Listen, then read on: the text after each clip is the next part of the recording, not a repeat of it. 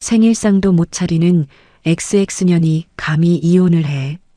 84세 시어머니가 제 머리채를 잡아 흔들었습니다.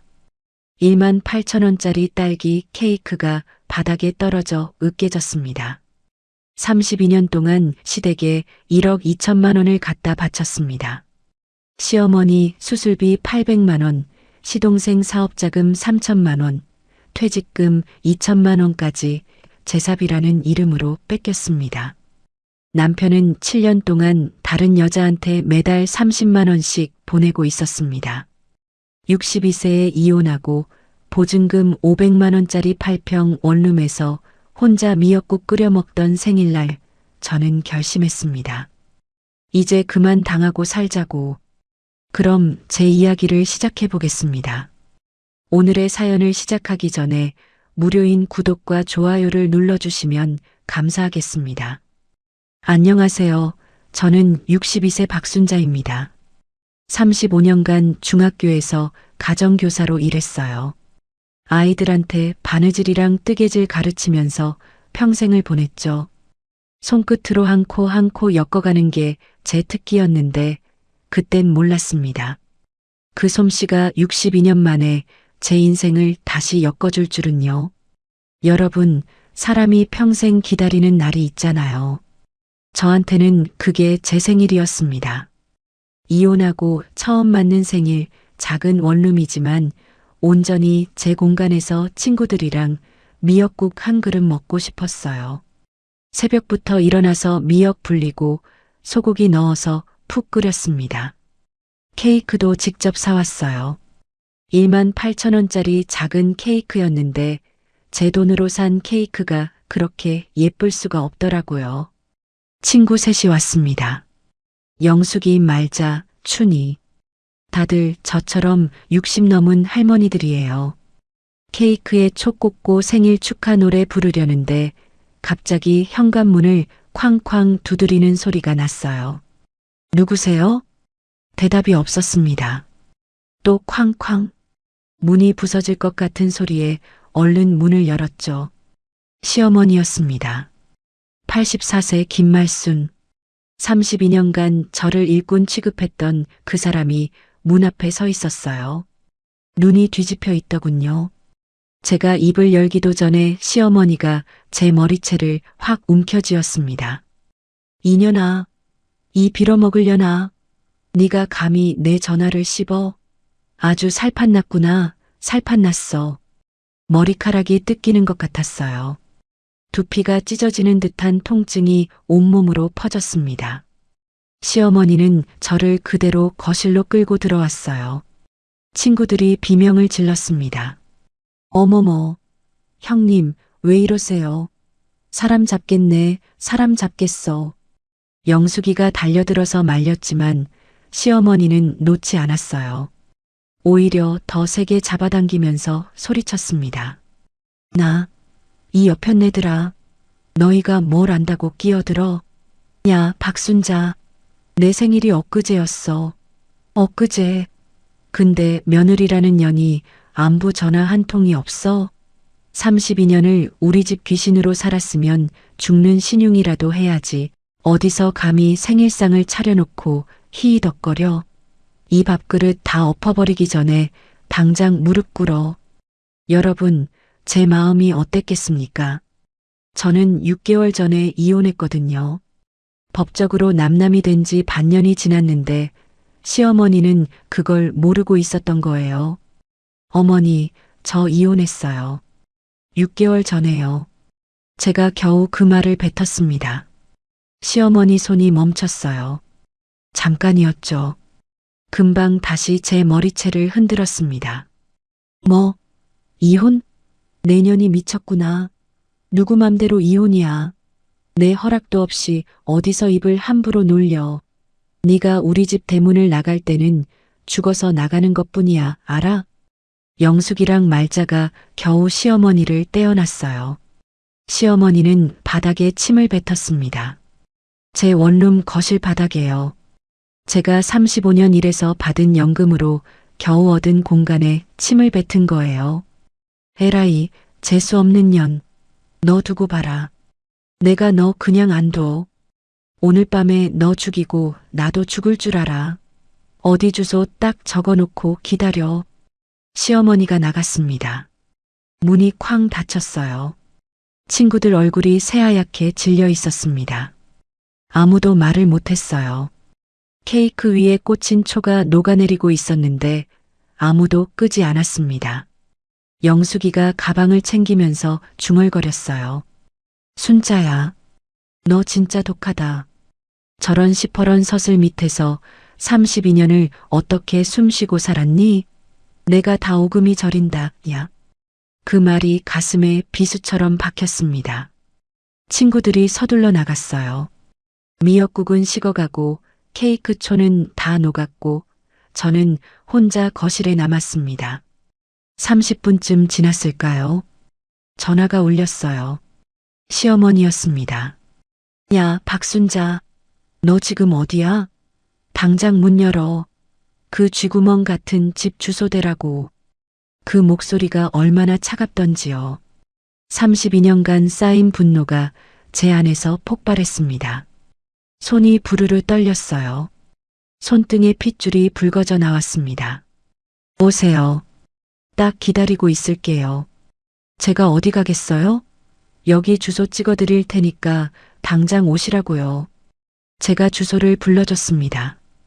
전화를 끊고 나서야 내가 왜 그랬지 싶었어요. 하지만 물러서기 싫었습니다. 62년 살면서 한 번도 당당하게 맞선 적이 없었거든요. 40분쯤 뒤에 또 전화가 왔어요. 모르는 번호였습니다. 여보세요? 거기 박순자 씨 댁이죠? 저 택시 기사인데요. 아이고, 큰일 났어요. 여기 타신 할머니가 내리자마자 골목에서 거품 물고 쓰러지셨네. 지금 119 불렀으니까 빨리 병원으로 오세요. 심장이 철렁 내려앉았습니다. 손에서 힘이 빠져서 전화기를 떨어뜨릴 뻔했어요. 병원 응급실로 갔습니다. 소독약 냄새가 코를 찔렀어요. 간호사가 물었습니다. 보호자분이세요? 며느리였습니다. 간호사가 어리둥절한 표정으로 저를 쳐다봤어요. 였습니다가 이상했겠죠. 저도 이상했습니다. 이혼한 사람이 왜 여기 있는 건지. 전 남편 재호한테 전화했어요. 3번을 걸었는데 안 받더군요. 4번째에야 받았습니다. 아, 왜 또 전화야? 나 지금 중요한 미팅 중이라고 했잖아. 당신 어머니가 쓰러지셨어. 지금 병원 응급실이야. 당장 와. 뭐? 병원? 아씨. 귀찮게 진짜. 야, 박순자. 너 어차피 거기 있잖아. 네가 대충 처리해. 그리고 엄마한테 나랑 이혼했다고 똑바로 말해. 알았어? 난 바빠서 못 가니까 네가 알아서 수습해. 끊어. 뚝. 전화가 끊겼습니다. 여러분, 사람이 어떻게 그럴 수 있나요? 친어머니가 쓰러졌는데 난 바빠라니요. 나중에 안사실인데 재호가 시어머니한테 이혼 사실은 숨기고 제 새 주소만 알려줬더군요. 그래서 시어머니가 찾아올 수 있었던 거예요. 이혼한 줄도 모르고요. 중환자실 앞 플라스틱 의자에 앉았습니다. 딱딱한 의자가 엉덩이뼈를 눌렀어요. 32년 결혼 생활이 주마등처럼 스쳐 지나갔습니다. 1990년 29에 시집 왔어요. 첫 명절에 20인분 상차림을 혼자 했습니다. 새벽 4시에 일어나서 전 부치고 나물 무치고 갈비찜하고 손이 갈라지고 허리가 끊어질 것 같았어요. 근데 시어머니가 뭐라고 했는지 아세요? 야, 국이 왜 이렇게 싱겁냐? 일하러 온 년이 잠만 쳐잤어? 며느리가 들어왔으면 집안에 생기가 돌아야지. 어디서 궁상맞게 허리 아픈 척이야? 얼른 설거지나 해. 수고했다는 말 한마디가 없었습니다. 그때부터 저는 가족이 아니라 일꾼이었어요. 32년간 시어머니 병원비 2천만 원을 냈습니다. 시동생 사업자금 3천만 원을 빌려줬어요. 명절 비용, 제사 비용, 시댁 경조사비. 제 월급은 전부 시댁으로 흘러들어갔습니다. 새벽 2시 면회 시간이 됐어요. 중환자실에 들어가 보니 시어머니가 산소호흡기를 끼고 누워 있었습니다. 그 모습을 보는데 연민이 들어야 정상이잖아요. 근데 저는 허탈함만 느껴졌습니다. 간호사가 동의서를 내밀었어요. 보호자분, 서명 좀 해주세요. 전 며느리라는 말을 차마 다시 꺼내지 못했습니다. 떨리는 손으로 펜을 들었어요. 응급실 천장의 형광등이 눈을 찔렀습니다. 이혼하고도 나는 왜 여전히 이 자리에 있는 걸까? 자판기에서 커피를 뽑았어요. 300원짜리 믹스커피. 한 모금 마시니까 쓴맛이 목구멍을 타고 내려갔습니다. 내일 아침엔 재호가 오겠지. 그렇게 생각했지만 속으로는 알고 있었어요. 그 사람은 안 온다는 걸요. 중환자실 앞에서 뜬 눈으로 밤을 새웠습니다. 플라스틱 의자가 얼마나 딱딱하던지 엉덩이뼈가 욱신거렸어요. 새벽 6시쯤 되니까 허리가 끊어질 것 같더군요. 62년 살면서 이렇게 긴 밤은 처음이었습니다. 아침 8시 시어머니가 의식을 되찾았다는 연락을 받았어요. 중환자실에 들어갔더니 시어머니가 눈을 떴습니다. 저를 보자마자 첫마디가 뭐였는지 아세요? 재호는 왜 안 왔어? 여러분, 제 마음이 어땠겠습니까? 밤새 옆을 지킨 사람은 접니다. 전 며느리인 제가 여기 있는데 시어머니 입에서 나온 첫마디가 아들 이름이에요. 전 남편 재호한테 전화했습니다. 어머니 깨어나셨어요. 병원 오셔야죠. 아, 그래. 엄마한테 내가 이혼했다고 말해. 난 바빠. 뭐라고요? 어머니가 아들 찾으시는데 바쁘다고요? 들었잖아. 바쁘다고. 그리고 엄마 병원비는 네가 내. 어차피 지금까지도 네가 냈잖아. 뚝. 전화가 끊겼습니다. 손에서 힘이 빠져서 전화기를 떨어뜨릴 뻔했어요. 32년을 살았는데 저는 대체 뭐였던 걸까요? 여러분, 제가 결혼 3년 차 때 일을 말씀드릴게요. 시어머니가 자궁근종 수술을 받으셨어요. 병원비가 800만 원이었습니다. 그때 재호가 뭐라고 했는지 아세요? 나 지금 돈 없어. 돈 좀 대신 내줘. 당연하다는 듯이 말하더군요. 그 800만 원이 어떤 돈이었는지 아세요?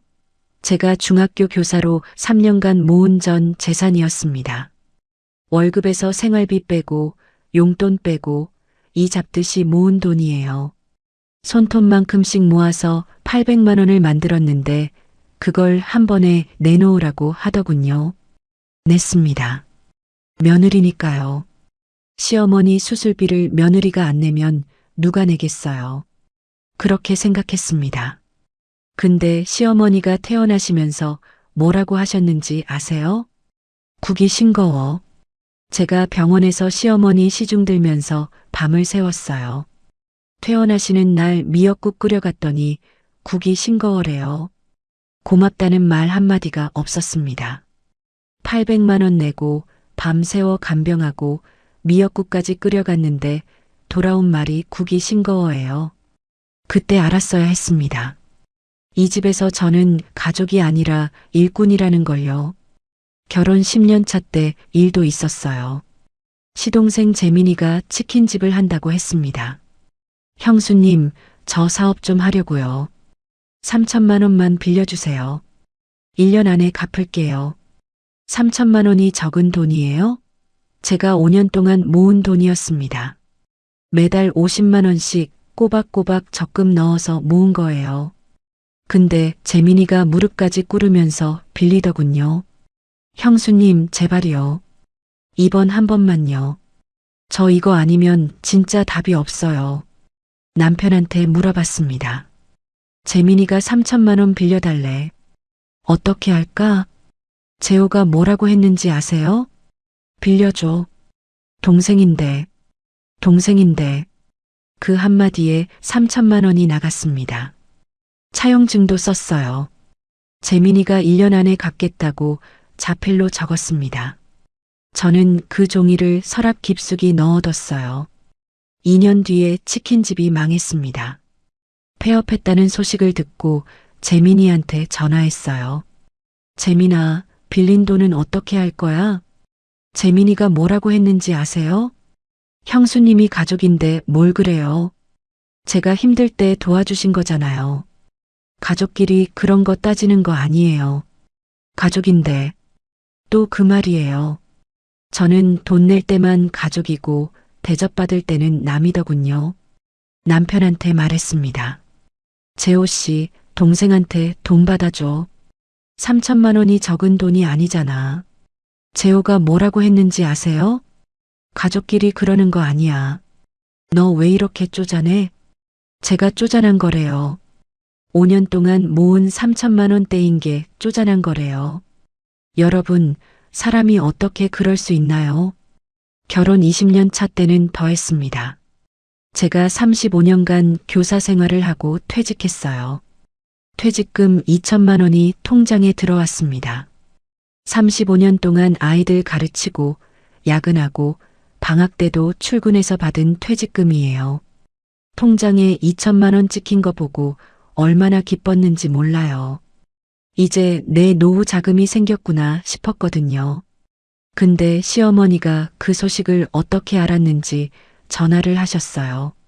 순자야, 너 퇴직금 받았다며? 네, 어머니. 그거 제사 비용으로 써야지. 그게 며느리 도리야. 제사 비용이요? 2천만 원을요?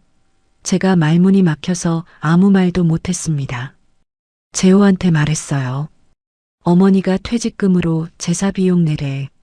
이건 아니지 않아? 재호가 뭐라고 했는지 아세요? 엄마 말이 맞아. 제사 비용은 며느리가 되는 게 당연한 거야. 당연한 거래요. 35년 일해서 받은 퇴직금을 제사 비용으로 내는 게 당연한 거래요. 결국 냈습니다. 2천만 원 전부요. 제 노후 자금이 제사밥으로 들어간 거예요. 명절마다 20인분 상차림하고 제사 때마다 30인분 음식하고 경조사비 내고 그렇게 2천만 원이 사라졌습니다. 명절 얘기가 나왔으니 말인데요. 저는 명절 때마다 새벽 4시에 일어났어요. 전 부치고 나물 무치고 잡채 만들고 갈비찜하고 손이 갈라지고 허리가 끊어지고 다리가 퉁퉁 붓도록 일했습니다. 시누이 둘이 오면 뭐라고 하는지 아세요? 옳게 수고해. 그 한마디 하고는 거실에 누워서 TV 봤어요. 제가 부엌에서 기름 튀기고 있으면 시누이들은 드라마 보면서 웃고 있었습니다. 기름 찌든 냄새가 코끝을 찔러도 아무도 안 도와줬어요. 한 번은 명절 설거지를 하다가 그릇을 깨뜨렸어요. 손이 미끄러져서 뚝배기가 바닥에 떨어졌습니다. 시어머니가 부엌으로 달려오시더니 뭐라고 하셨는지 아세요? 그 그릇이 얼만데? 30년 된 그릇이야. 네가 그걸 깨? 1시간 동안 잔소리를 들었습니다. 30년 된 뚝배기 깨뜨린 죄로 1시간이요. 근데 남편 재호는 그 시간에 뭘 했는지 아세요? 방에서 코를 골며 자고 있었습니다. 5년 전에는 더 큰 일이 있었어요. 남편 양복을 세탁소에 맡기려고 주머니를 뒤지다가 영수증 하나를 발견했습니다. 모텔 영수증이었어요. 제 손이 덜덜 떨렸습니다. 재호한테 물었어요. 이거 뭐야? 모텔 영수증이 왜 주머니에 있어? 재호가 뭐라고 했는지 아세요? 아, 그거 거래처 손님 모시고 간 거야. 술 먹고 쉬었다 온 거지. 거래처 손님이랑 왜 모텔을 가? 야, 너 의심병이 문제야. 왜 맨날 나를 의심해? 제가 의심병이래요. 모텔 영수증 나왔는데 의심하면 의심병이래요.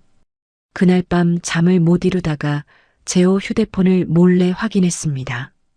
자기야 사랑해, 오늘 보고 싶어. 언제 또 만나. 문자가 수십 개 있었어요. 손이 떨려서 휴대폰을 떨어뜨렸습니다. 바닥에 떨어지는 소리가 심장 떨어지는 소리 같았어요. 결정적으로 작년이었습니다. 남편 휴대폰 은행 앱을 우연히 봤는데 이체 내역이 뜨더군요. 한 여자한테 매달 30만 원씩 보내고 있었어요. 1년에 360만 원, 7년이면 2,520만 원. 총 2천만 원이 넘는 돈을 그 여자한테 보낸 거예요. 더 이상 참을 수 없었습니다.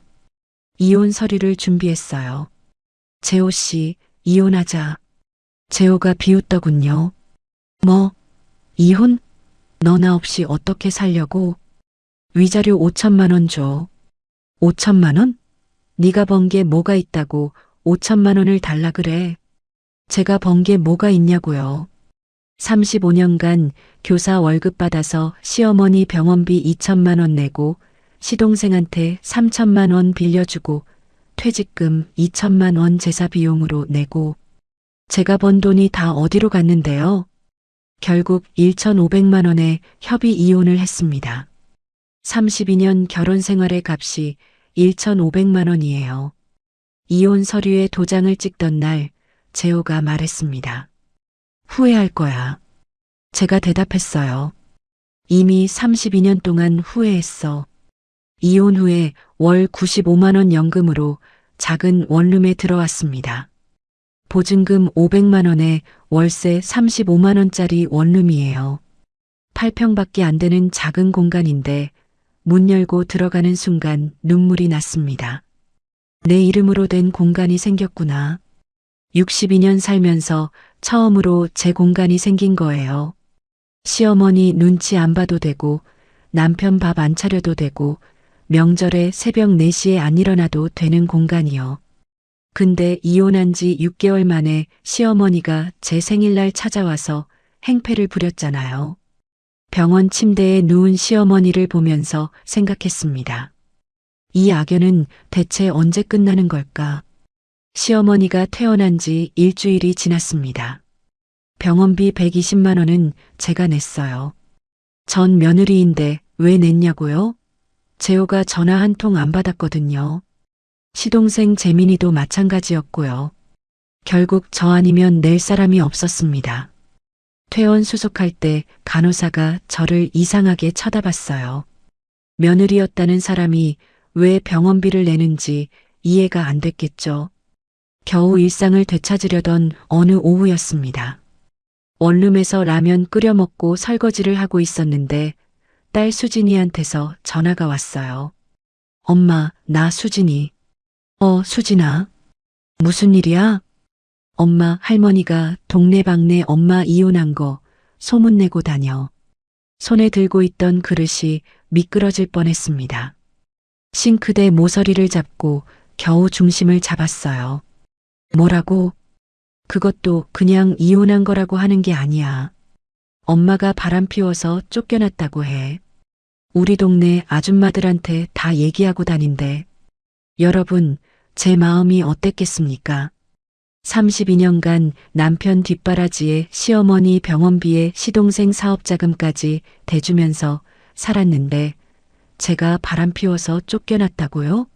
바람 피운 건 재호예요. 7년 동안 다른 여자한테 2천만 원 넘게 보낸 사람이 재호라고요. 전화를 끊고 동네 슈퍼에 갔습니다.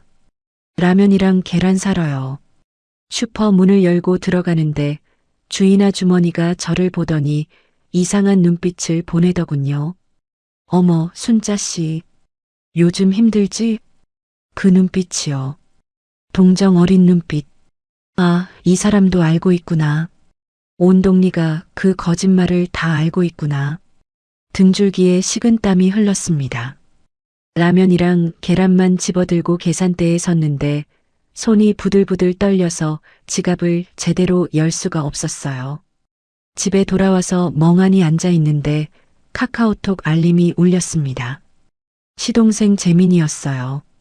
형수님, 그때 빌린 돈 있잖아요. 원래 우리 몫 아니었어요? 이혼했으니까 없었던 걸로 하죠. 3천만 원이요. 차용증까지 쓰고 빌려간 3천만 원을 없었던 걸로 하자고요. 손가락이 떨려서 답장을 못 쳤습니다. 화면을 캡처해뒀어요. 이건 증거가 될 수 있을까 싶었는데 법적인 건 아무것도 몰랐습니다. 같은 날 저녁이었어요. 아들 준혁이한테 전화했습니다. 준혁이는 36살이에요. 대기업 다니는 아들이 자랑이었거든요. 준혁아, 엄마야. 엄마. 왜? 요즘 힘든 일이 있어서. 준혁아, 할머니가 엄마 험담하고 다니시는 거 알아? 엄마, 나도 바쁘고 솔직히 엄마도 잘못한 거 있잖아. 뭐? 왜 맨날 아빠랑 싸웠어? 엄마가 참았으면 이혼까지 안 갔을 수도 있잖아. 전화기를 귀에서 떼고 화면을 봤습니다. 통화 중이라고 떠 있더군요. 꿈인가 싶었어요. 제 아들이 방금 뭐라고 한 거죠? 준혁아, 엄마가 뭘 잘못했어? 아빠가 7년 동안 바람 피운 거 알아? 엄마, 나 진짜 바빠. 나중에 얘기하자. 뚝. 전화가 끊겼습니다. 제가 낳은 아들이에요. 제가 젖 먹이고 밥 먹이고 학비 대고 대학 보낸 아들이 저한테 엄마도 잘못한 거 있다고 했어요. 그날 저녁 전 남편 재호한테서도 연락이 왔습니다. 순자야, 나 재호야. 왜요? 엄마 생일 있잖아. 다음 달에. 네가 챙겨야지. 이혼해도 그게 도리하냐? 뭐라고요? 32년 동안 엄마 생일 네가 챙겼잖아. 이혼했다고 갑자기 안 챙기면 엄마가 서운해하시지. 기가 막혀서 말이 안 나왔습니다. 전화를 끊어버렸어요. 손이 떨려서 전화기를 소파 위에 던졌습니다. 한밤중이었어요. 잠이 안 왔습니다. 원룸 천장을 멍하니 쳐다보다가 화장실에 들어갔어요. 변기 뚜껑을 닫고 앉았습니다. 그리고 소리 없이 울었어요. 내가 왜 이렇게까지 살아야 하나. 눈물이 볼을 타고 흘러내렸습니다. 입술을 깨물었는데 피 맛이 났어요. 32년 동안 시어머니 병원비 2천만 원 내고 시동생한테 3천만 원 빌려주고 퇴직금 2천만 원 제사 비용으로 바치고 다 합치면 1억이 넘는 돈이에요. 그런데 돌아온 게 뭐예요? 바람 피워서 쫓겨났다는 소문이요. 화장실 거울을 봤습니다. 눈이 퉁퉁 부어 있었어요. 흰머리가 부쩍 늘어 있는 게 보였습니다. 언제 이렇게 늙었을까요? 거울 속 얼굴이 낯설었어요. 새벽 3시였습니다. 거울 속 늙고 지친 제 얼굴을 보다가 문득 떠오른 게 있었어요. 딸 수진이가 어릴 때 한 말이요. 엄마, 나 엄마 딸이어서 좋아. 수진이가 초등학교 2학년 때였어요. 학교에서 그림 그려왔는데 저랑 수진이가 손잡고 있는 그림이었거든요. 그 그림 밑에 엄마, 나 엄마 딸이어서 좋아라고 적혀 있었어요. 그 한마디가 목숨줄처럼 붙잡히더군요. 그래, 딸이 있는데 내가 무너지면 안 돼. 화장실 바닥 타일이 차가웠습니다. 손으로 바닥을 짚고 겨우 일어섰어요. 다리에 힘이 없어서 비틀거렸지만 일어섰습니다. 다음 날 아침이었어요. 떨리는 손으로 휴대폰을 들었습니다. 검색창에 무료 법률 상담이라고 쳤어요. 구청에서 운영하는 시니어 법률지원센터 전화번호가 나오더군요. 종이에 메모했습니다. 손이 떨려서 글씨가 삐뚤빼뚤했어요. 전화를 걸었습니다. 여보세요. 시니어 법률지원센터입니다. 저기 상담받고 싶은데요. 네, 어떤 문제로 상담받고 싶으세요? 제가 시댁에 빌려준 돈이 있는데요. 못 받고 있어서요. 아, 네. 상담 예약 도와드릴게요. 2주 뒤에 자리가 있는데 괜찮으세요? 네, 괜찮아요. 증거가 있으시면 가져오세요. 이체 내역이나 차용증 같은 거요. 전화를 끊고 서랍을 뒤졌습니다. 옛날 가계부가 있을 거예요. 이체 내역도 있을 거고 시어머니한테 받은 문자 메시지들도 있을 거예요. 근데 막상 서랍을 열어보니까 쓸만한 게 별로 없었습니다. 가계부는 10년 전 것까지만 있었고 이체 내역도 오래된 건 은행에서 조회가 안 됐어요. 시어머니한테 받은 문자도 휴대폰 바꾸면서 날아간 게 많았고요. 한숨이 나왔습니다. 32년 동안 1억 넘게 쓴 증거가 이렇게 없을 수가 있나요? 그래도 최대한 긁어 모으기로 했습니다. 오래된 가계부 몇 건, 시동생한테 받은 차용증 사본, 시어머니가 보낸 막말 문자 몇십 개. 이 정도면 뭐라도 되겠지 싶었어요.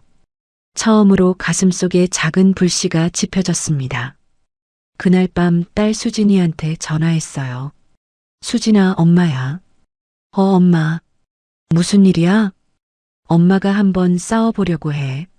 싸우다니? 뭘? 할머니랑 작은아버지한테 빌려준 돈 받아내려고. 전화기 너머로 수진이가 잠깐 침묵했습니다. 그러더니 말하더군요. 엄마, 내가 도와줄게. 그 한마디에 눈물이 핑 돌았습니다. 아들 준혁이는 엄마도 잘못했다고 했는데 딸 수진이는 도와줄게라고 했어요. 수진아, 고마워. 엄마, 울지 마. 내가 법률 정보 검색해 줄게. 변호사 찾는 것도 도와줄게. 전화를 끊고 원룸 창밖을 봤습니다. 가로등 불빛이 희미하게 들어오더군요. 62년 살면서 처음으로 누군가한테 기댈 수 있다는 생각이 들었어요. 딸 하나는 제대로 키웠구나 싶었습니다. 다음 날부터 저는 매일 서랍을 뒤졌어요. 영수증 하나, 문자 메시지 하나, 이체 내역 하나. 하나씩 모으기 시작했습니다. 변변찮은 증거들이었지만 이게 제 무기가 될 거라고 믿었어요. 시어머니 병원비 800만 원 영수증, 시동생 차용증 사본, 명절 때 장본 영수증들, 제사 비용 쓴 내역, 하나씩 파일에 넣었습니다. 손이 떨렸지만 이번엔 분노가 아니라 희망 때문이었어요. 화장실 바닥에서 일어선 그날 밤 저는 결심했습니다. 32년 동안 당하기만 했으니까 이제는 제가 받아낼 차례라고요. 2주가 지났습니다. 법률상담센터 예약 날이 왔어요. 아침부터 긴장돼서 밥이 안 넘어가더군요. 라면 반 그릇 겨우 먹고 버스를 탔습니다. 구청까지 버스로 40분 걸렸어요. 버스비 1,200원 아끼려고 지하철 안 타고 버스 탔습니다. 월 95만 원 연금으로 살려면 1,200원도 아껴야 하거든요. 구청 2층 법률지원센터 앞에 섰습니다. 문 앞에서 한참을 서성였어요. 손에 들린 서류 봉투가 축축해질 정도로 손바닥에 땀이 났습니다. 62년 살면서 관공서에서 상담받는 건 처음이었거든요. 박순자님 들어오세요. 상담사가 부르더군요. 50대쯤 돼 보이는 여자분이었어요. 안경 쓰고 머리 짧게 자른 분이었는데 눈빛이 따뜻했습니다. 앉으세요. 어떤 문제로 오셨어요? 제가 서류 봉투를 꺼냈습니다. 가계부 몇 건, 차용증 사본, 이체 내역 출력한 거, 시어머니한테 받은 문자 캡처한 거, 테이블 위에 쫙 펼쳐놨어요. 저 이혼했는데요. 시어머니한테 빌려준 돈 2천만 원이랑 시동생한테 빌려준 돈 3천만 원 못 받고 있어요. 상담사가 서류를 한 장씩 넘겨봤습니다. 가계부 들여다보고 차용증 읽어보고 이체 내역 확인하고 5분쯤 지났을까요? 상담사가 고개를 들었어요. 이 정도면 충분히 싸워볼 수 있어요. 가슴이 뛰었습니다. 충분히 싸워볼 수 있다고요? 근데 1년 정도 더 체계적으로 정리해야 해요. 이 자료만으로는 좀 약하거든요. 특히 시어머니한테 준 돈은 이체 내역만 있고 차용증이 없어서 상대방이 그건 빌린 게 아니라 받은 거다라고 주장하면 반박하기 어려워요. 1년이요? 네, 최소 1년은 잡으셔야 해요. 그동안 추가 증거 모으시고 녹취도 하시고 문자 주고받은 거 다 캡처해 두세요. 1년. 막막했습니다. 1년 동안 또 버텨야 한다는 거잖아요. 근데 여기서 포기하면 32년 동안 시댁에 바친 돈 다 날리는 거예요. 이를 악물었습니다. 알겠습니다. 1년 동안 더 모아볼게요. 집에 돌아와서 낡은 서랍을 다시 뒤졌어요. 처음엔 별로 없는 것 같았는데 더 뒤져보니까 나오긴 나오더군요. 오래된 가계부 몇 건, 시동생한테 받은 차용증 사본, 시어머니가 보낸 막말 문자 몇십 개. 이 정도라도 건진 게 다행이었습니다. 며칠 뒤 딸 수진이가 퇴근하고 들렀어요. 손에 노트북을 들고 왔더군요. 엄마, 내가 법률 정보 검색해 줄게. 변호사 찾는 것도 도와줄게. 수진이가 노트북을 펼쳤습니다. 제 작은 원룸 식탁 위에 노트북 놓고 수진이랑 저랑 나란히 앉았어요. 엄마, 그동안 시댁에 쓴 돈 다 말해봐. 내가 표로 정리해 줄게. 표로? 응, 컴퓨터표 프로그램으로 정리하면 한눈에 보기 좋아. 수진이가 시댁 지출 내역표를 만들어줬습니다. 날짜별로, 금액별로, 용도별로. 제가 말하는 대로 수진이가 쳐넣었어요. 1993년 3월 시어머니 자궁근종 수술 병원비 800만 원. 2000년 5월 시동생 치킨집 사업자금 3천만 원. 2010년 9월 퇴직금 제사 비용 2천만 원. 명절 비용 한 번에 50만 원씩 1년에 2번이니까 100만 원. 32년이면 3,200만 원. 수진이가 다 입력하고 합계를 눌렀습니다. 화면에 숫자가 떴어요. 엄마, 총 1억 1천만 원이야. 1억 1천만 원. 32년간 시댁에 쓴 돈이 1억이 넘었습니다. 숫자로 보니까 입이 떡 벌어지더군요. 제가 1억을 벌어서 시댁에 갖다 바친 거예요. 엄마, 이거 증거로 쓸 수 있을 거야. 힘내. 수진이가 제 손을 잡았습니다. 34살 딸의 손이 따뜻했어요. 간호사라서 손이 거칠긴 했는데 그 거친 손이 오히려 든든하더군요. 한 달쯤 지났을 때였어요. 구청 게시판에서 공고 하나를 봤습니다. 시니어 여성 창업 지원금 1천만 원 공모. 가슴이 뛰었습니다. 1천만 원이면 뭔가 해볼 수 있지 않을까요? 40년간 취미로 해왔던 손뜨개가 떠올랐어요. 중학교에서 가정교사하면서 아이들한테 뜨개질 가르쳤거든요. 제가 제일 잘하는 게 손뜨개였습니다. 수진이한테 전화했어요. 수진아, 엄마가 창업지원금 신청해 볼까 해. 뭐? 창업? 뭘로? 손뜨개 공방. 엄마 뜨개질 솜씨 알잖아. 아, 엄마 뜨개질. 엄마 솜씨 진짜 좋잖아. 왜 그걸 몰랐지? 수진이가 응원해 주니까 용기가 났어요. 지원서를 썼습니다. 사업 목표란에 뭘 적어야 할지 몰라서 3시간을 고민했어요. 결국 이렇게 적었습니다. 혼자 힘으로 서고 싶습니다. 손이 떨렸지만 제출 버튼을 눌렀습니다. 그 다음 2달간 저는 무료 법률 상담을 3군데나 돌아다녔어요. 구청 법률지원센터, 법률구조공단, 대한법률구조재단. 다 무료로 상담해주는 데였습니다. 버스 타고 지하철 타고 여기저기 다녔어요. 하루에 1만 보씩 걸었더니 발바닥이 부르트더군요. 저녁에는 증거 서류를 정리했습니다. 이체 내역 출력하고 문자 캡처하고 가계부 복사하고 변호사 비용 비교표도 만들었어요.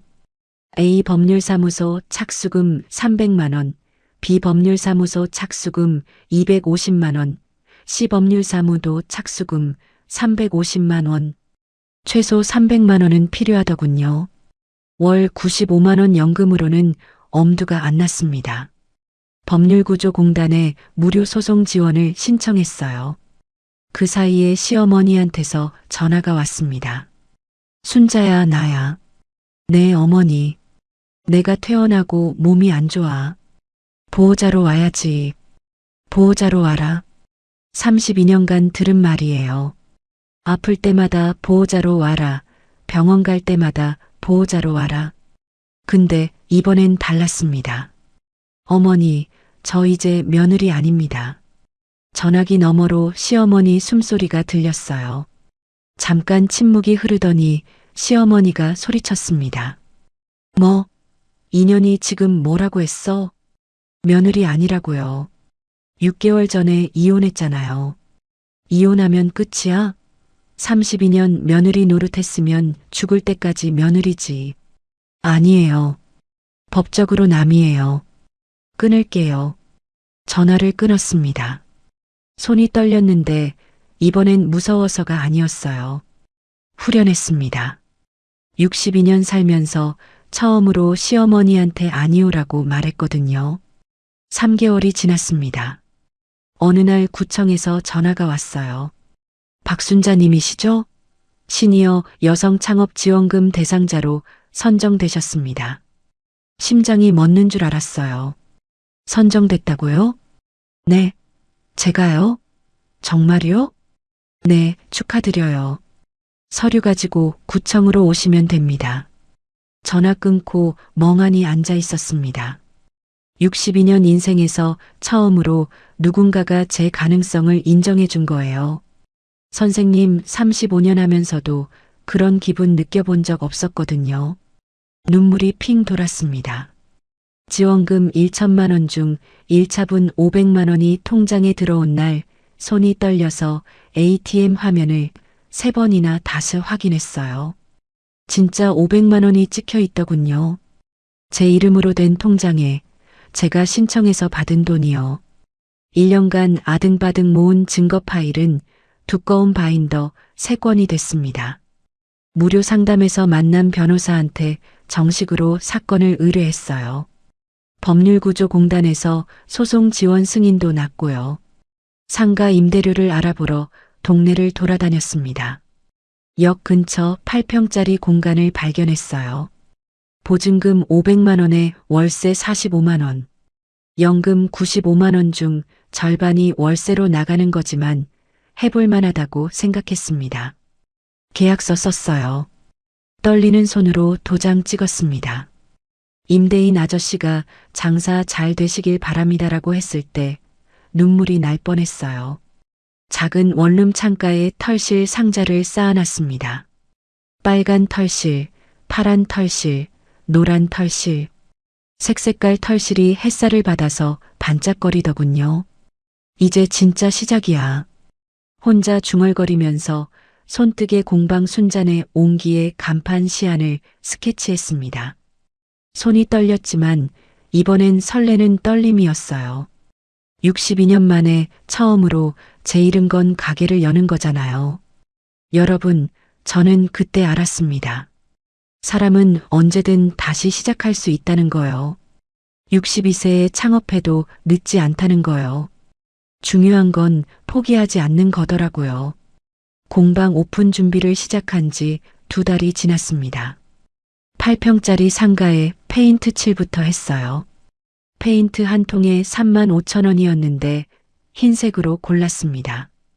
밝은 색이 좋을 것 같았거든요. 혼자서 롤러 들고 벽을 칠했어요. 팔이 끊어질 것 같았지만 제 가게니까 직접 하고 싶었습니다. 선반도 직접 달았어요. 전동 드릴 처음 써봤는데 손이 덜덜 떨리더군요. 나사박다가 벽에 금이 갔지만 괜찮았습니다. 어차피 털실 진열대로 가릴 거니까요. 간판 다는 날이었습니다. 순잔의 옹기라는 글씨가 새겨진 간판을 업자 아저씨가 달아줬어요. 간판 달고 뒤로 물러서서 쳐다봤습니다. 노란 바탕에 갈색 글씨. 제 이름이 들어간 간판이 햇살을 받아서 반짝거렸어요. 지나가던 할머니 3분이 발걸음을 멈췄습니다.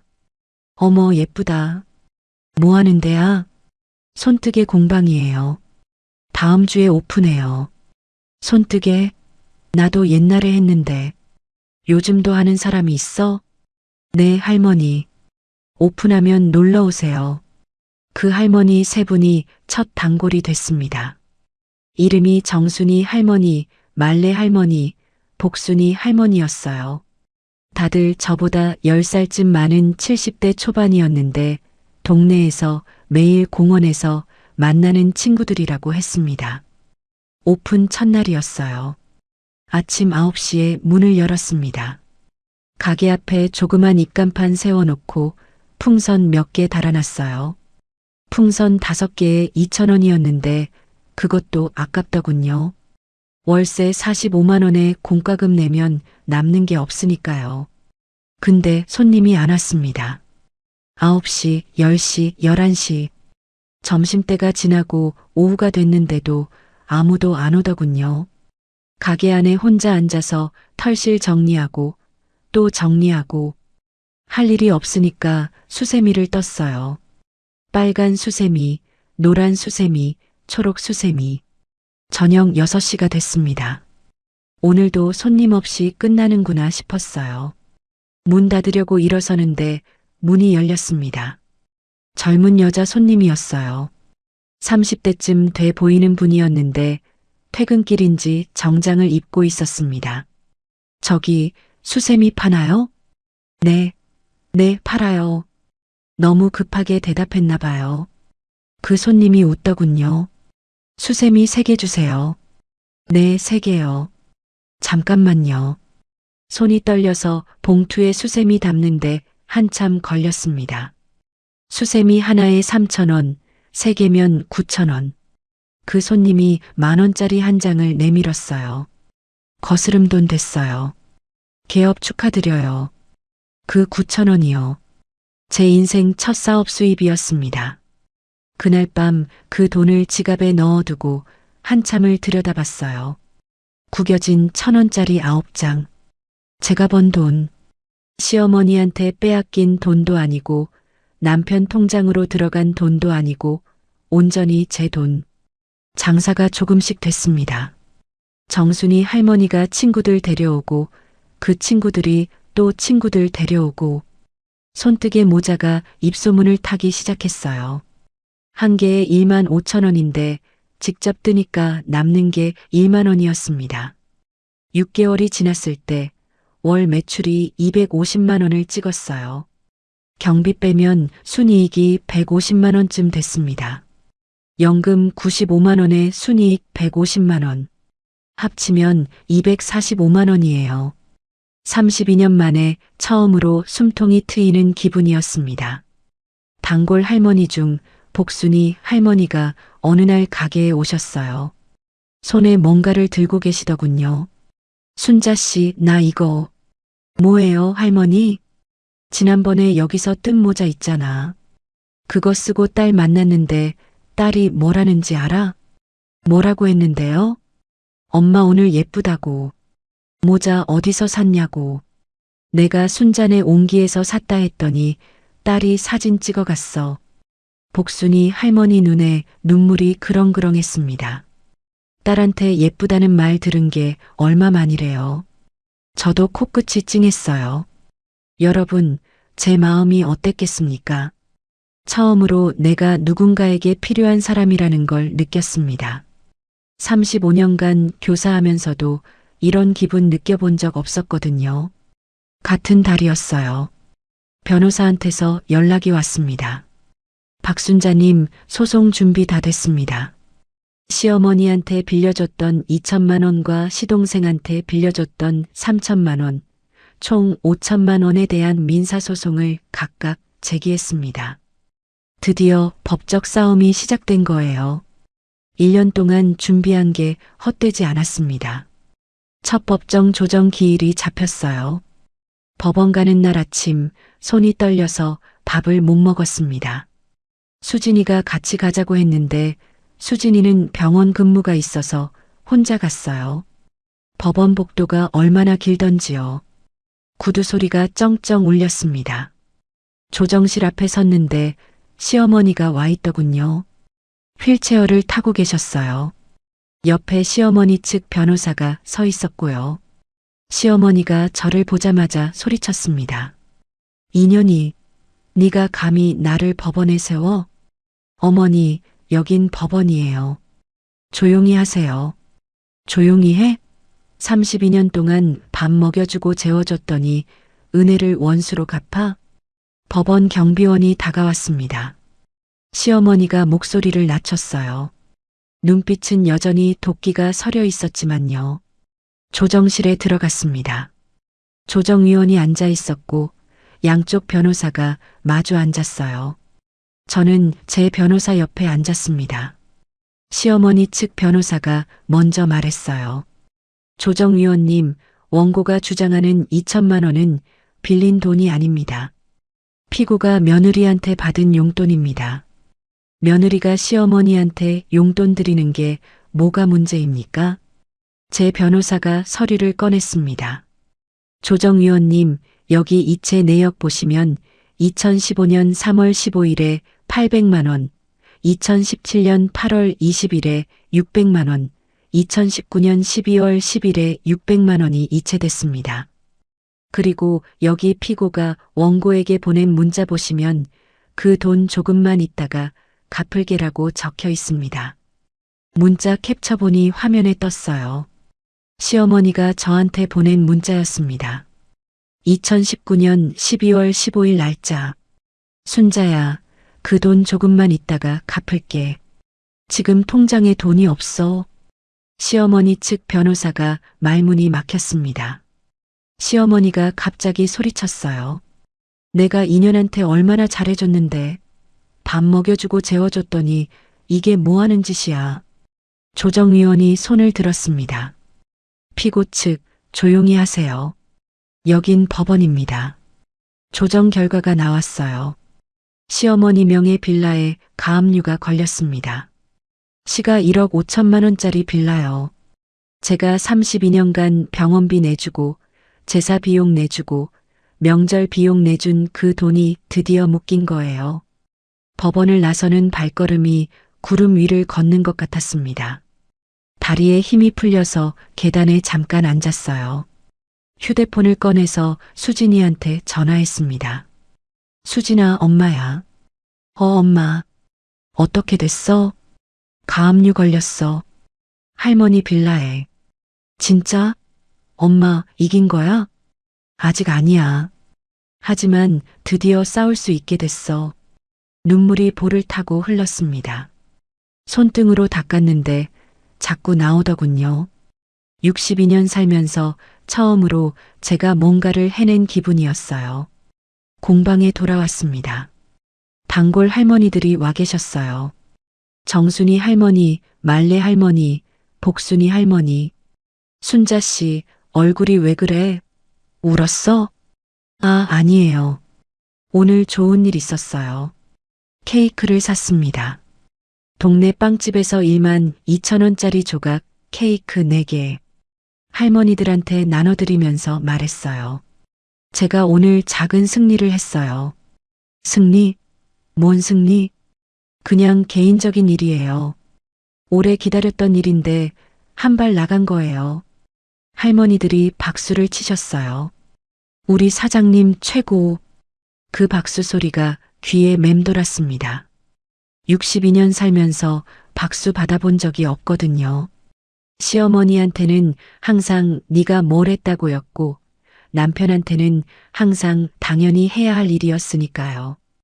일주일 뒤에 시어머니한테서 문자가 왔어요.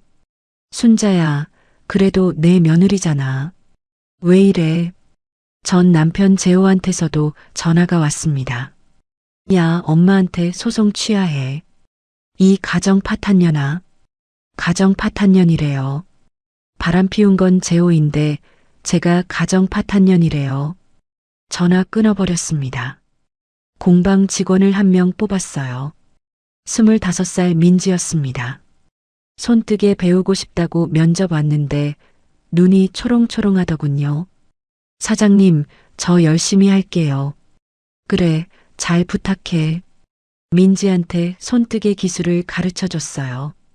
코 잡는 법부터 시작해서 겉뜨기, 안뜨기, 코 늘리기, 코 줄이기.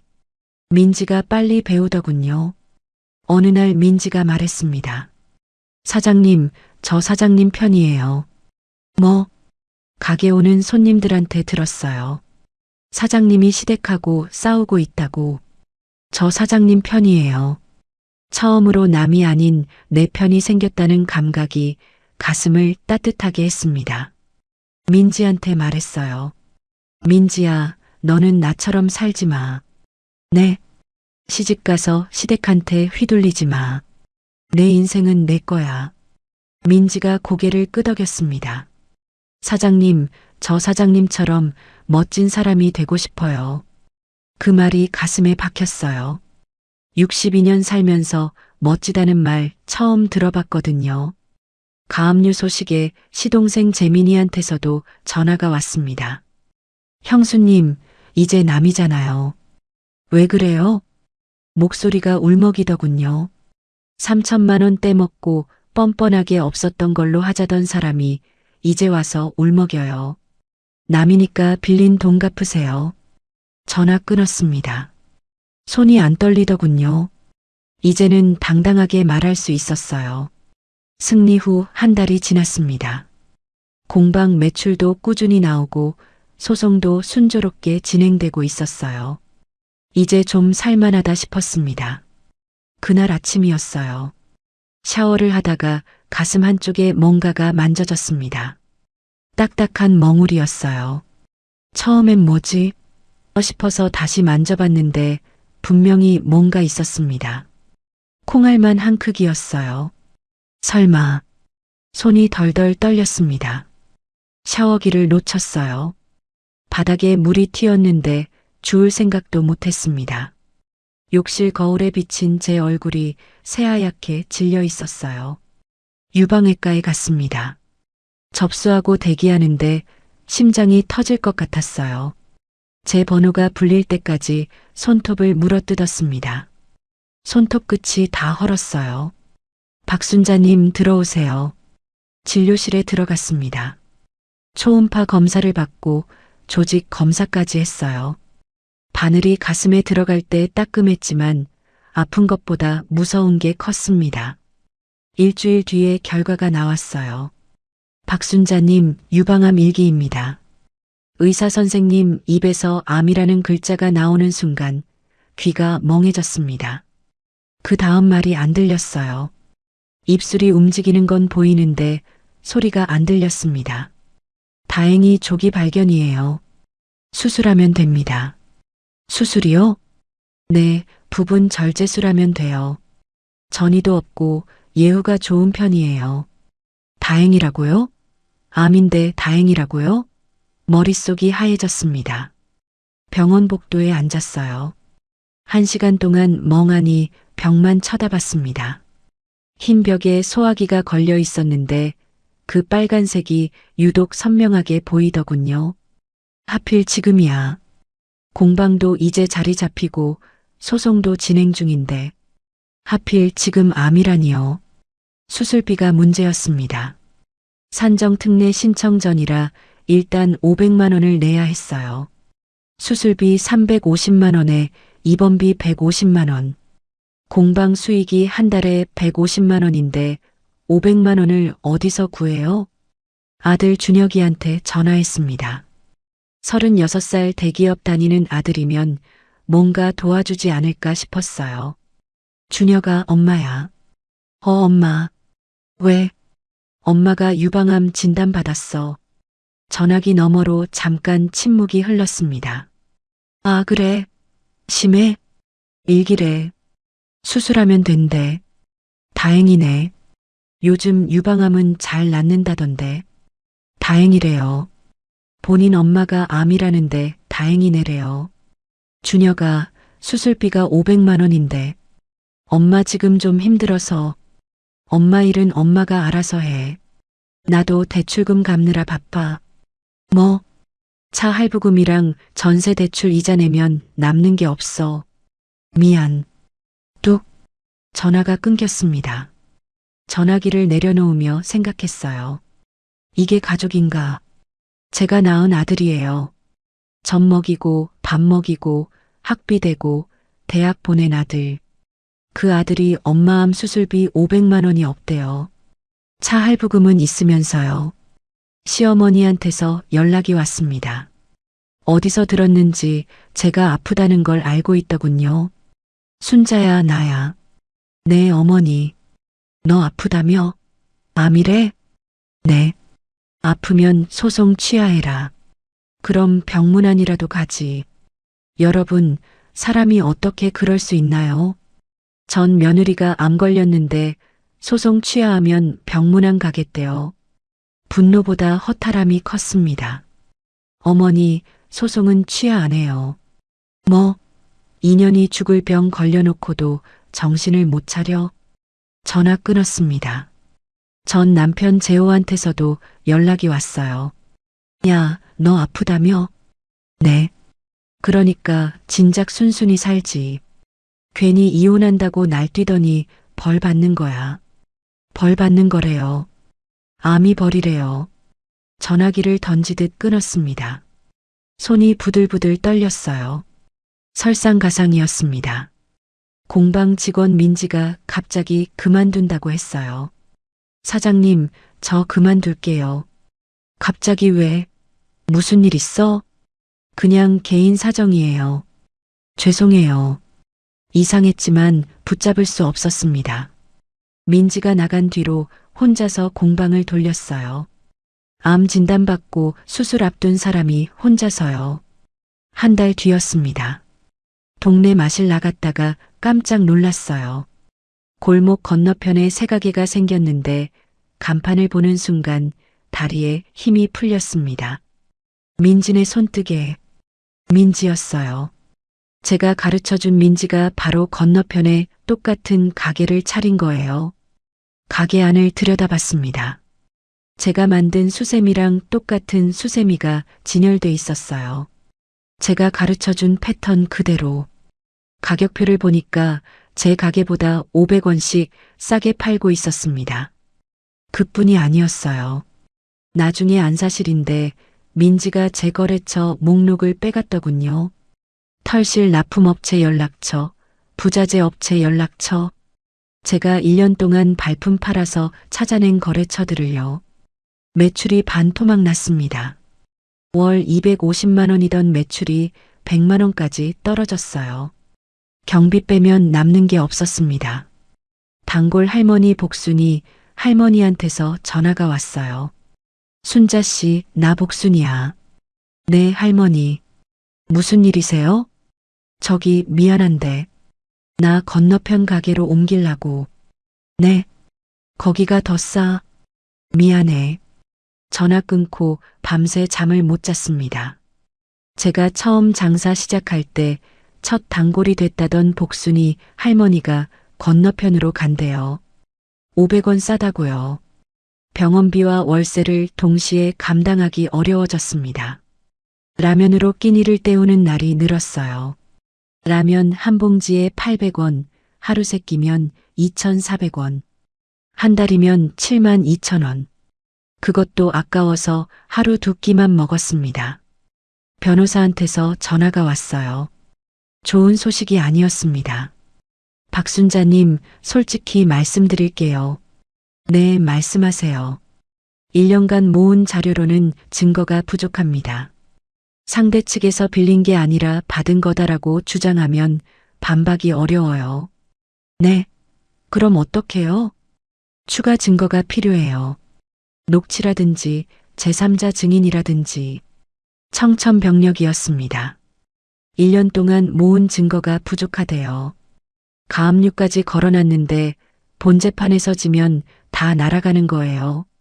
법률구조공단 담당자한테도 연락이 왔습니다. 박순자님, 추가 증거 없으면 승소 확률이 낮습니다. 솔직히 50% 미만이에요.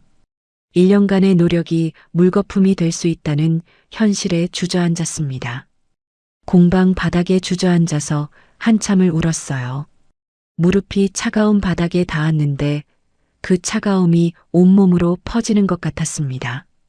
사면초가였어요. 암의 배신의 소송 위기까지. 62년 인생에서 가장 힘든 시기였습니다. 딸 수진이한테서 전화가 왔어요. 엄마, 나 수진이. 오빠한테 들었어. 엄마 아프다며? 수진아. 왜 나한테 먼저 얘기 안 했어? 너 바쁘잖아. 병원 근무하면서 힘들 텐데. 엄마, 내 월급에서 50만 원 줄게. 수술비 보태. 뭐? 안 돼, 그건. 안 되는 게 어딨어. 엄마가 쓰러지면 나도 힘들어. 수진이가 50만 원을 보내줬습니다. 월급 280만 원 받는 간호사가 50만 원을요. 그 돈 받으면서 부모로서 자괴감과 고마움이 뒤섞였어요. 자식한테 돈 받는 부모가 되다니. 수술 전날 밤이었습니다. 공방에 홀로 앉았어요. 불 꺼진 가게 안에서 털실을 만지작거렸습니다. 빨간 털실, 파란 털실. 손끝에 털실의 보드라운 감촉이 느껴졌어요. 여기서 포기하면 딸한테도 못 볼 모습 보여주는 거야. 스스로를 다독였습니다. 새벽에 거울 앞에 섰어요. 흰머리가 성긴 내 모습이 보였습니다. 눈 밑에 다크서클이 짙게 내려앉아 있었고 볼이 홀쭉해져 있었어요. 순자야, 32년을 버텼잖아. 1년 더 버텨. 거울 속 제 얼굴을 보며 중얼거렸습니다. 그리고 수술복으로 갈아입었어요. 병원에 들어갈 때 수진이가 따라왔습니다. 3교대 근무라 피곤했을 텐데 연차를 냈다고 하더군요. 엄마, 나 옆에 있을게. 수진아, 고마워. 수진이 손을 잡았습니다. 34살 딸의 손이 따뜻했어요. 간호사라서 손이 거칠긴 했는데 그 거친 손이 세상에서 가장 든든했습니다. 수술실 앞에서 수진이가 말했어요. 엄마, 꼭 잘 될 거야. 나 믿지? 믿어. 수술실 문이 열렸습니다. 차가운 공기가 얼굴에 닿았어요. 수술대에 누웠습니다. 천장에 동그란 조명이 눈부시게 빛나고 있었어요. 마취 주사를 맞았습니다. 의사 선생님이 열부터 거꾸로 세세우라고 했어요. 19, 8, 7. 눈이 감겼습니다. 눈을 떴습니다. 천장이 보였어요. 하얀 천장에 네모난 조명이 달려 있었는데 빛이 흐릿하게 퍼져 보였습니다. 마취가 덜 풀려서 그런 거였어요. 엄마, 엄마. 수진이 목소리가 들렸습니다. 고개를 돌리니까 수진이 얼굴이 보였어요. 눈이 빨갛게 충혈돼 있더군요. 울었나 봐요. 수진아. 엄마, 수술 성공이래. 전이도 없대. 그 말에 눈물이 베개를 적셨습니다. 살았구나. 제가 살았구나. 얼마나 걸렸어? 3시간. 엄마가 안 깨어나면 어쩌나 무서웠어. 수진이가 제 손을 잡았어요. 손에 링거 바늘이 꽂혀 있었는데 수진이가 조심스럽게 피해서 손등을 쓰다듬었습니다. 병원에서 일주일간 입원했어요. 수진이가 연차를 내고 간병을 해줬습니다. 매일 아침 죽을 떠먹여줬어요. 호박죽, 전복죽, 흑임자죽. 병원 앞 죽집에서 사온 거였는데 한 그릇에 8,000원이래요. 수진이 월급이 280만 원인데 매일 8,000원짜리 죽을 사다 줬어요. 수진아, 너 돈 없을 텐데. 그냥 병원 밥 먹을게. 병원 밥이 맛이 있어? 엄마 입맛 없을 때 죽이 제일 좋아. 수진이가 숟가락으로 죽을 떠서 제 입에 넣어줬습니다. 호박죽의 달콤한 맛이 목구멍으로 넘어갔어요. 이 아이 하나는 제대로 키웠구나. 가슴이 뭉클했습니다. 퇴원 후 일주일째 되던 날이었어요. 원룸에서 쉬고 있는데 휴대폰이 울렸습니다. 모르는 번호인가 싶어서 봤더니 아들 준혁이었어요. 저장 안 해놔서 번호로 뜬 거였습니다. 엄마, 나 준혁이. 준혁아. 엄마, 나 할 말 있어. 집에 가도 돼? 1년 만이었어요.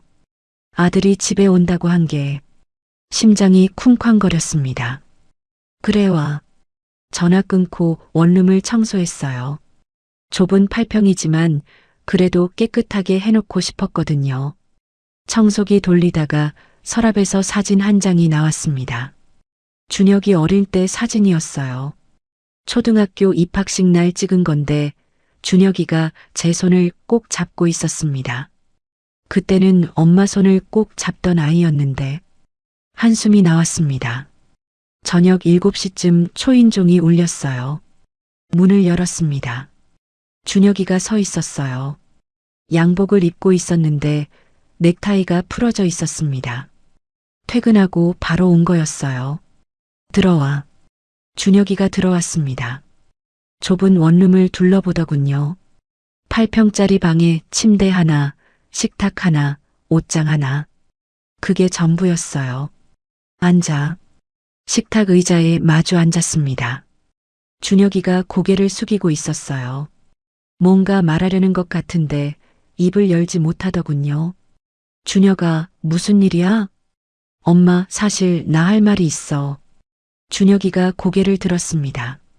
눈이 빨갛게 충혈돼 있었어요. 엄마, 사실 나 아빠 외도하는 거 직접 봤어. 뭐?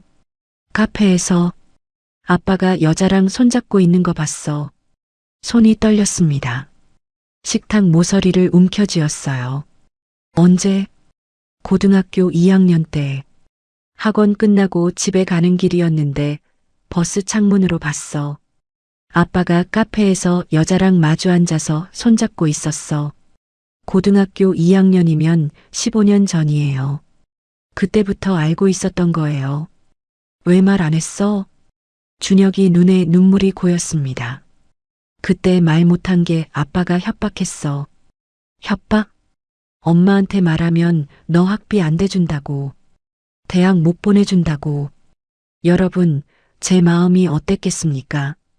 제 아들이 15년 동안 그 비밀을 안고 살았던 거예요. 아버지한테 협박당해서 어머니한테 말도 못하고. 준혁아. 근데 엄마 쓰러졌다는 얘기 듣고 더는 못 숨기겠어. 엄마가 암 수술 받았다는데 나는 뭘 한 거야? 엄마가 힘들 때 나는 왜 외면했을까? 준혁이가 울기 시작했습니다. 36살 다 된 아들이 어린아이처럼 울었어요. 어깨가 들썩거렸습니다. 화가 났습니다. 15년 동안 왜 말 안 했냐고, 왜 아버지 편만 들었냐고 소리치고 싶었어요. 근데 울고 있는 아들을 보니까 다른 생각이 들더군요. 이 아이도 피해자였구나. 아버지한테 협박당하고 15년 동안 비밀을 안고 살고 준혁이도 힘들었을 거예요. 제가 준혁이 손을 잡았습니다. 준혁아, 괜찮아. 엄마 미안해. 진짜 미안해. 울지 마. 다 지난 일이야. 준혁이가 한참을 울었습니다.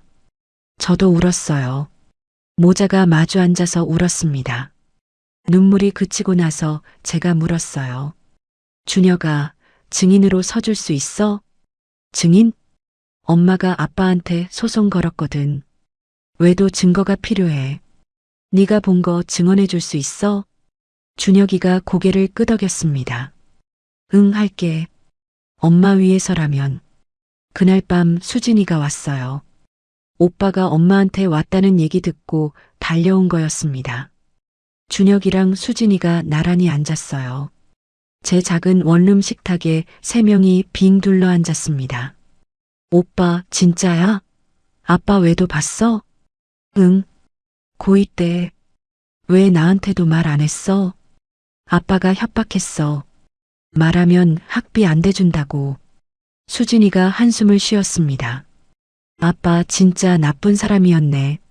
남매가 처음으로 아빠에 대해 솔직하게 이야기하는 걸 봤어요. 36살 아들과 34살 딸이 어릴 때처럼 나란히 앉아서요. 그 모습을 보면서 생각했습니다. 이제야 가족이 되는구나. 아들의 진술서를 받아서 변호사한테 보냈습니다. 변호사한테서 전화가 왔어요. 박순자님, 이거면 외도 입증 완벽합니다. 진짜요? 네. 아드님 진술서가 결정적 증거예요. 추가 위자료 청구 소송도 병행하면 좋겠습니다. 추가 위자료요? 네. 외도 증거가 확보되면 상대 측이 부부 공동 재산이라고 주장해도 재산 손실 책임을 물을 수 있어요. 대여금 반환 소송에도 유리하고요. 절망에서 희망으로 바뀌는 순간이었습니다. 재판날이 잡혔어요. 서울가정법원 305호 법정. 아침부터 긴장돼서 밥이 안 넘어갔습니다. 법원에 도착하니까 전 남편 재호가 와 있었어요. 양복을 빳빳하게 입고 있었는데 얼굴이 굳어 있었습니다. 저를 보더니 인상을 찡그리더군요. 시어머니도 와 있었어요. 휠체어를 타고 옆에 시동생 재민이가 서 있었고요. 시어머니가 저를 보자마자 손가락질을 했습니다. 전현이 우리 집안을 망치려고 환장했어. 법원 경비원이 다가왔어요. 시어머니가 목소리를 낮췄지만 눈빛은 여전히 도끼가 서려 있었습니다. 법정에 들어갔습니다. 판사석 앞에 원고석과 피고석이 있었어요. 저는 원고석에, 재호와 시어머니는 피고석에 앉았습니다. 증인 신문 시간이 됐어요. 준혁이가 증인석으로 걸어갔습니다. 양복을 입고 넥타이를 맨 아들이 증인 선서를 했어요. 선서. 양심에 따라 숨김과 보탬이 없이 사실 그대로 말하고 만일 거짓말이 있으면 위증의 벌을 받기로 맹세합니다. 변호사가 질문을 시작했습니다. 증인은 피고 이재호 씨의 외도를 직접 목격한 적이 있습니까? 준혁이가 대답했어요. 네, 있습니다. 언제, 어디서 목격했습니까? 2009년 5월경 고등학교 2학년 때입니다. 학원 끝나고 집에 가는 버스 안에서 창문 밖을 보다가 아버지를 봤습니다. 카페에서 여자와 마주 앉아 손을 잡고 있었습니다. 법정이 조용해졌습니다. 재호 얼굴이 새하얗게 질렸어요. 그때 아버지에게 그 사실을 말했습니까? 나중에 물었습니다. 아버지가 엄마한테 말하면 학비 안 대준다고 협박했습니다. 재호가 벌떡 일어났어요. 야, 준혁아, 네가 왜 이래? 아버지한테 이럴 수 있어? 판사가 손을 들었습니다. 피고 측, 조용히 하세요. 재호가 계속 소리쳤어요. 전현이 내 아들까지 꼬드겼어. 재판장님, 저건 거짓 증언입니다. 법정 경위가 다가왔습니다.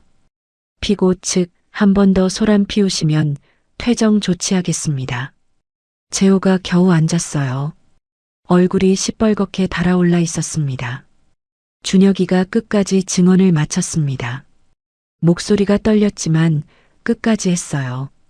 추가로 시동생 재민이 사업자금 관련 증거도 제출됐습니다. 차용증 사본이랑 이체 내역, 그리고 재민이가 보낸 카톡 메시지. 없었던 걸로 하조라고 보낸 그 메시지요. 시어머니의 재산 은닉 시도도 폭로됐어요. 빌라 명의를 시누이한테 넘기려고 한 정황이 나왔습니다. 변호사가 등기부등본을 증거로 제출했는데 소송 직후에 명예 이전 시도한 흔적이 있었어요. 판사가 판결을 내렸습니다. 원고 측 주장이 인정됩니다. 시어머니 명의 빌라는 강제 경매에 넘어갔어요. 시동생 재민이한테는 민사소송에서도 승소해서 재산 압류가 진행됐습니다. 배신한 직원 민지한테도 영업비밀 침해 손해배상 1천만 원이 확정됐고요. 민지가 합의를 요청하며 연락해 왔어요. 사장님, 제가 잘못했어요. 합의해 주세요.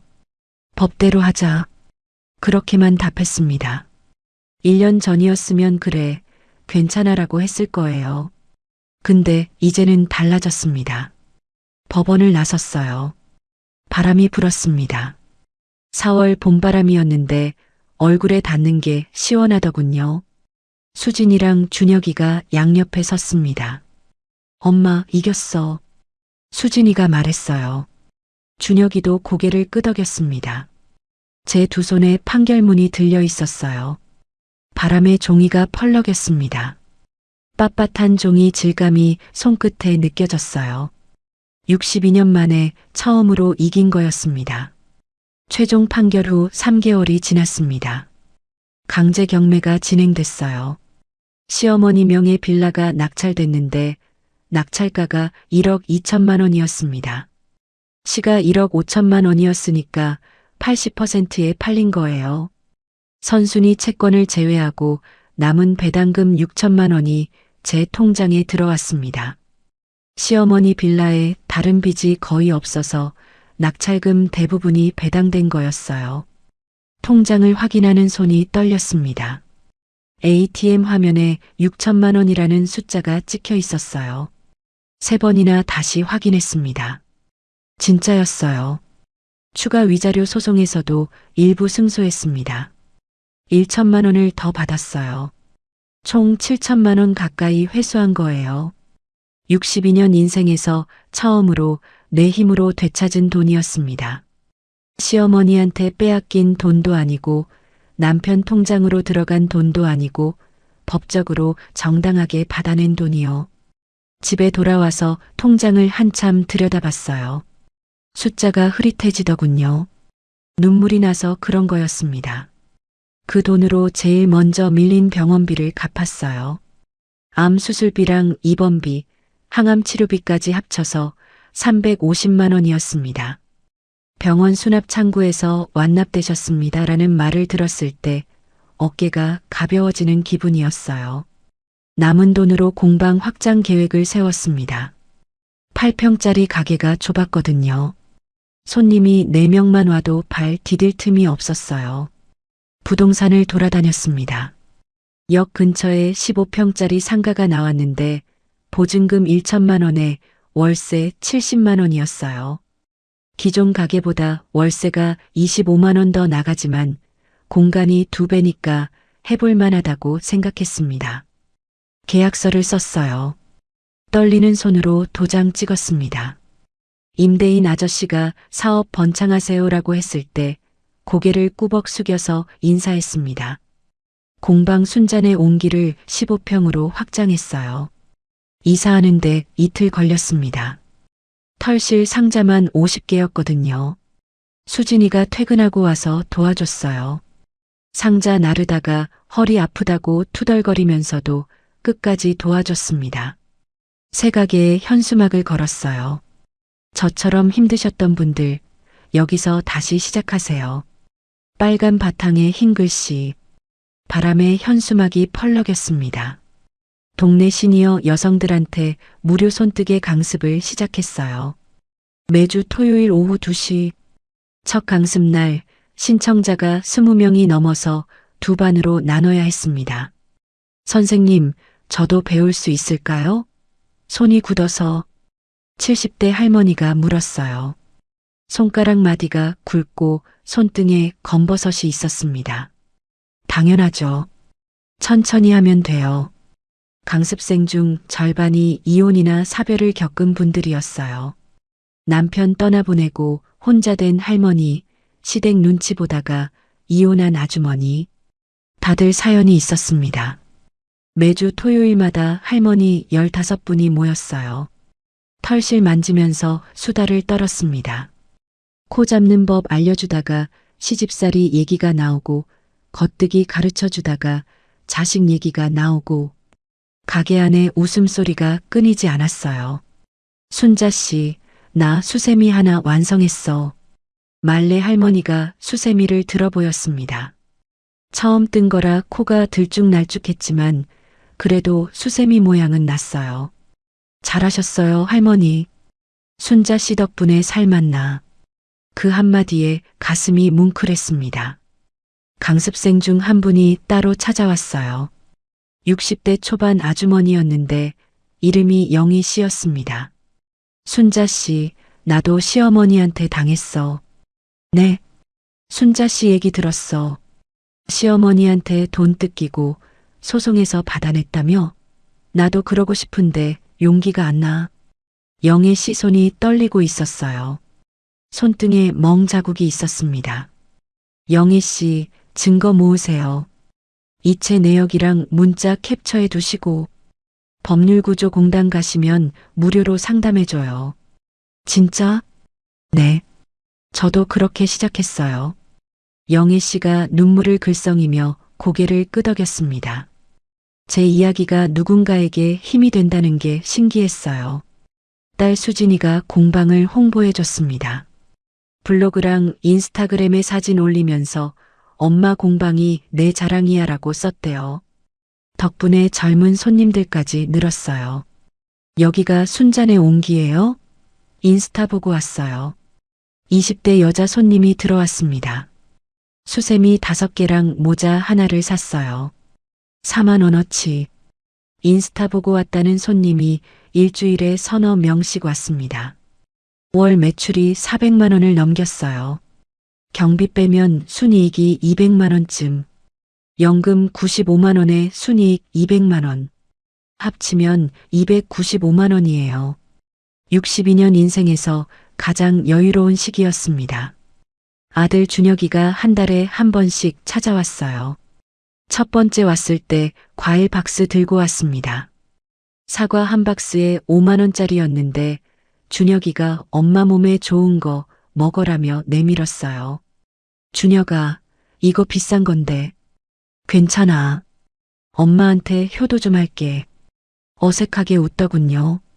36살 아들이 엄마한테 효도한다고 하니까 쑥스러웠나 봐요.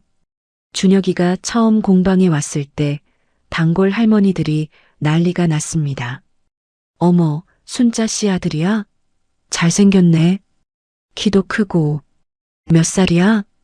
36살이에요. 장가는 갔어? 아직이요. 할머니들이 웅성웅성했어요. 우리 손녀 소개시켜줄까? 우리 조카딸이 괜찮은데 그러면서요. 준혁이가 얼굴이 빨개져서 쑥스러워하는 모습에 오랜만에 웃음이 나왔습니다. 전 남편 재호한테서 연락이 왔어요. 카카오톡이었습니다. 순자야, 나 재호야. 우리 다시 만나자. 읽지도 않고 삭제했습니다. 32년간 못했던 거절이 이렇게 쉬운 거였다는 걸 그제야 알았어요. 예전 같으면 뭐라고 답장해야 하나 고민했을 거예요. 근데 이제는 그냥 삭제하면 되더군요. 시어머니 소식이 들려왔습니다. 요양원에 들어갔대요. 빌라가 경매로 넘어가고 갈 데가 없어서 요양원에 들어간 거였습니다. 준혁이가 말했어요. 엄마, 할머니가 엄마 보고 싶대. 그래. 병문안 갈 거야? 아니. 진짜 안 가? 난 괜찮아. 굳이 안 가도 돼. 담담하게 고개를 저었습니다. 32년간 저를 일꾼 취급하고 이혼하고 나서도 바람 피워서 쫓겨났다고 소문내고 다닌 사람이에요. 이제 와서 보고 싶다고요? 미안하지만 저는 괜찮습니다. 어느 맑은 일요일 오후였어요. 수진이가 전화했습니다. 엄마, 오늘 한강 갈래? 오빠도 온대. 한강? 응, 날씨 좋잖아. 김밥 싸갈게. 한강공원에서 만났어요. 수진이가 김밥 2줄을 싸왔고 준혁이가 음료수를 사왔습니다. 돗자리 펴고 나란히 앉았어요. 딸 수진이, 아들 준혁, 그리고 저. 김밥을 먹으면서 한강을 바라봤습니다. 물이 반짝거렸어요. 4월 햇살이 따뜻했습니다. 엄마, 우리 이제 매달 한 번씩 이렇게 만나자. 수진이가 말했어요. 나도. 준혁이도 손을 들었습니다. 여러분, 그때 생각했어요. 진짜 가족은 피가 아니라 마음이구나. 32년간 시댁 식구들한테 피를 나눈 가족이라고 착각했습니다. 근데 그건 가족이 아니었어요. 진짜 가족은 내 아픔에 같이 울어주고 내 기쁨에 같이 웃어주는 사람이더군요.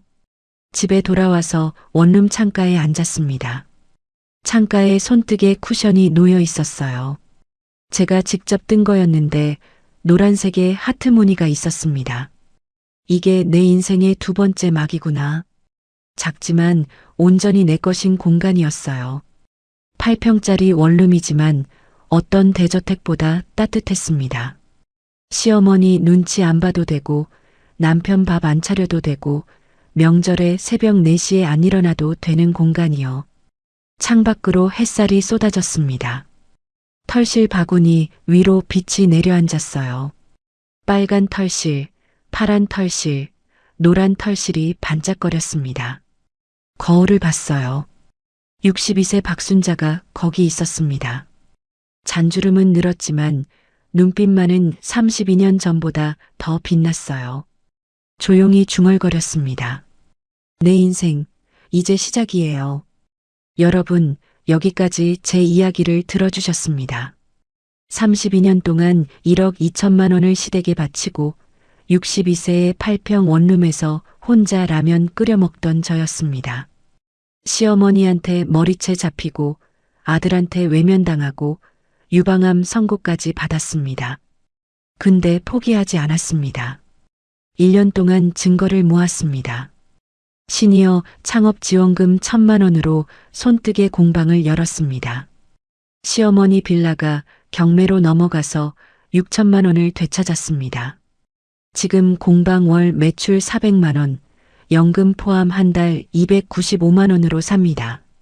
아들 준혁이가 매달 찾아오고 딸 수진이랑 한강에서 소풍도 갑니다.